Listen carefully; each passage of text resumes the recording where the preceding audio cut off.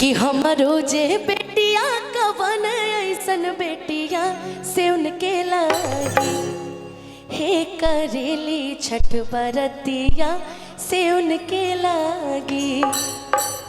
ये वाकई ये छठ गीत इतना खूबसूरत है और गाने में भी इतना खूबसूरत लगता है ना राजन भैया कि मैंने दिल्ली में ये गाना 3-4 बार गाया मंच पे और बड़ा बड़ा प्यारा लगता है और मेरे भाई का पसंदीदा गीत है। इसलिए कि केरवा के पात पर हो गेलन सूरज मल झाके झूके, कि केरवा के पात पर हो गेलन सूरज मल झाके झूके, हे करेली छठ बरतिया से झाके झूके, हे करेली छठ बरतिया से झाके झूके। केरवा के पात पर हो गेलन सूरज मल झाके झूके, केरवा के पात पर हो गेलन सूरज मल झाके झूके, हे करेली छठ बरतिया से झाके झूके, हे करेली छठ बरतिया से झाके झूके।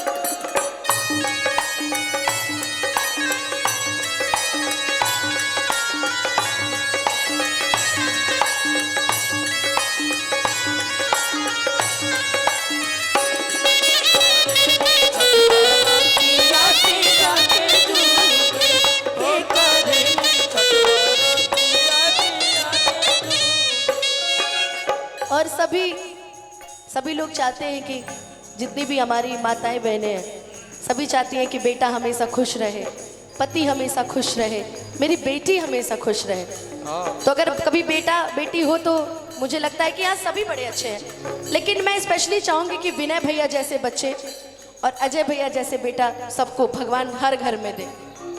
इसीलिए हमरो जे बेटावा विनया जैसन बेटावा से उनके लागे, हमरो जे बेटावा विनया जैसन बेटावा से उनके लागे, हे करेली छठ बरतिया से उनके लागे, हे करेली छठ बरतिया के लागे। हमरो जे भैया जाया जैसन भैया से उनके लागे, हमरो जे भैया जाया जैसन भैया से उनके लागे, हे करेली छठ बरतिया से उनके लागे, हे करेली छठ बरतिया से। जीवन में जैसन बहन के बारे में बतैलू, परिवार के बारे में बतैलू, अगर पूरा इंडस्ट्री में केहू से हमार सबसे बढ़िया बनेला तो तू ही लोग बढ़ो ना, तो हमार ना बनेला केहू से।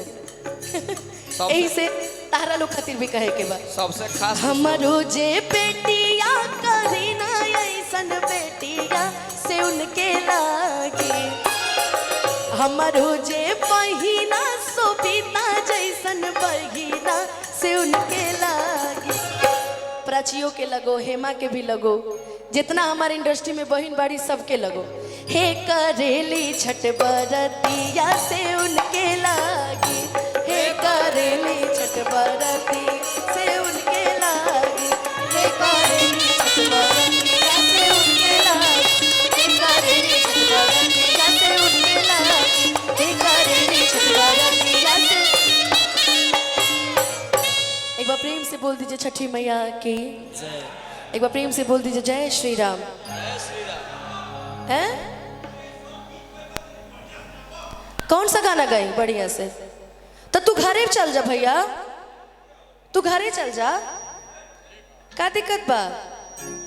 जा तू घरे चल जा। अगर समुंदर में से 1-2 लोटा पानी कम हो जाए तो समुंदर के कोनो फर्क पड़े वाला नहीं खी। तय कार्यक्रम में हम जहाँ के चलते आइल बानी वहाँ के दिक्कतें नहीं। अच्छा हमेशा हर बात हमरे से काहे होला? अच्छा भैया के गौर फरमाइश रहे, हम चाहे आपके सुना दी। हम राजा भैया के फरमाइश रहे, वहाँ के मूड में बने।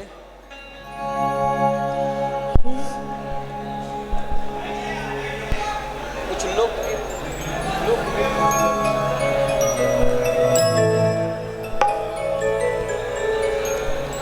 कि बड़ा नीक लागेला